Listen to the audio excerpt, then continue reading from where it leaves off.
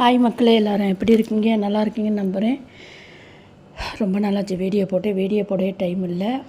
இன்றைக்கி தான் ஒரு வீடியோ போடுறேன். ஒரு கேக் ரெசிபி. இது என்ன கேக்குன்னா, ஈச்சம்பழமும் ரவை மாவும் போட்டு ஒரு கேக்கு. அதையாவது இன்றைக்கி அப்லோடு பண்ணலான்ட்டு நிறைய வீடியோஸ் எல்லாம் எடுத்ததற்கு சமைச்சதெல்லாம் போட டைம் இல்லை. அந்தளவுக்கு பிஸி. நோன்பு ஆரம்பித்தாலே தெரியுமில்ல எப்படின்னு. அது வெளிநாட்டில் இருக்கவங்களுக்கு எப்படின்னு தெரியுமில்ல. எல்லாருக்கும் சாப்பிடக்கூடிய டைம் இல்லை.